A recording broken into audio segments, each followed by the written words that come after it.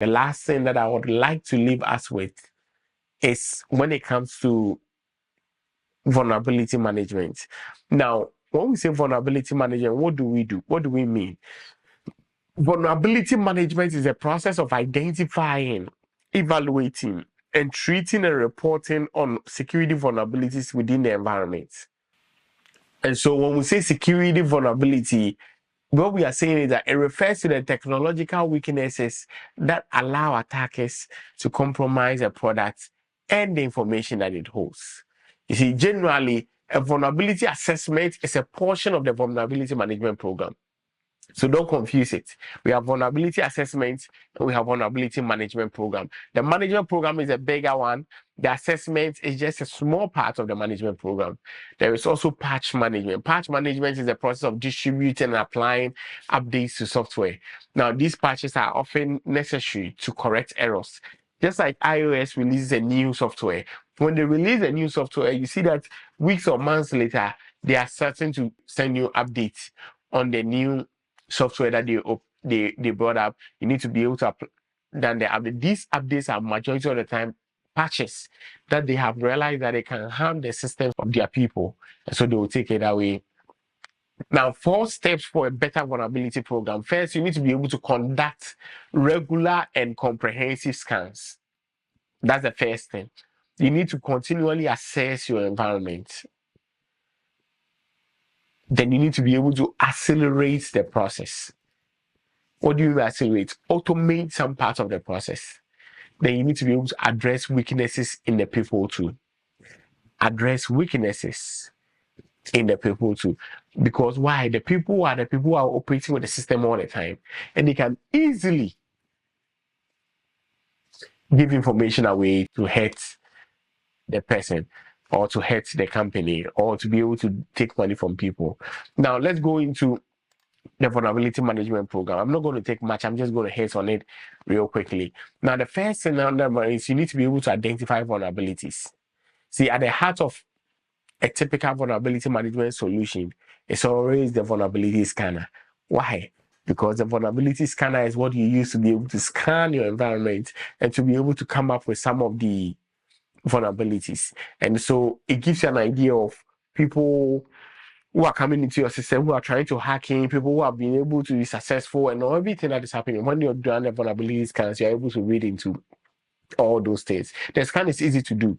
You just type in your scope, you just type your IP addresses, get to know your scope, filter it out, then you hit scan. By the time you realize it has your results that is waiting for you. The second thing I want us to talk about is evaluating the vulnerabilities. After you have identified, you need to evaluate it. How and why? We do it so that you can be able to have a better understanding of the impact of those vulnerabilities within the environment. And the last one is the treating vulnerabilities. Treating vulnerabilities. And that is like mostly addressing risk. Then you see there are 3 main ones that are very important. We call it fully fixing or patching a vulnerability so that it can't be exploited anymore. And that is the way we talk about the remediation. Mitigation is where you are putting in controls to reduce it. So you say that lessening the likelihood or impact of a vulnerability for exploit. You could realize that majority of them, what they are trying to talk about or what these are telling us is that yes, there are some that can really eliminate the whole virus, or we can take care of all the issues that surrounding us. But when it comes to remediation, taking everything, mitigation, reducing, then acceptance is where you take no action to fix or otherwise lessen the likelihood because you have accepted it as it is and you move on from there. Now, the fourth one is reporting vulnerabilities. You see, after you have gone through the third one, that is where you are making sure that you are treating or addressing the risks. You need to report to the right authorities that, hey, this happened, but I've been able to remediate it. This happened, and I'm on the process of remediating it. This happened, and we are lost and we don't know what to do. And that is what they are expecting of us, that we need to be able to come up front. We need to be able to let customer know that even if you have not implemented the control, you are aware of the control. Then the fifth one is evaluating vulnerabilities. When we say evaluating vulnerability, what do we mean? We need to be able to evaluate the risks that is posed by identifying any vulnerability. And so per the organizational risk management strategy, you need to make sure that you are evaluating every vulnerability that comes within the environment. Then how do you define your scope? Select a vulnerability scanner, configure your scan, then you go ahead and run your scan. And that is where the 5 steps comes in. The 5 steps of doing a vulnerability scan. And that's where you talk about determining the scope. Yeah. You determine the scope of the vulnerability scan, including the system, the network, and assets that needs to be assessed. Then you need to be able to identify the type of vulnerability you want the scan to be able to detect.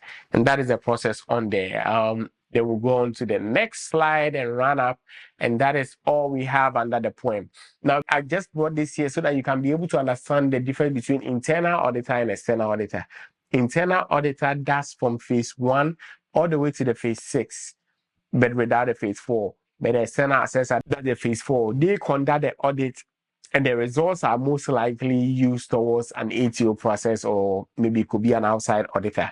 Whereas when it comes to the roles, the internal auditor, they do the internal work, gather everybody, team, let's get into it, let's save our evidences and provide the evidences to the various stakeholders. All right, I'll leave you here and I'll catch you in the next class for doctorization.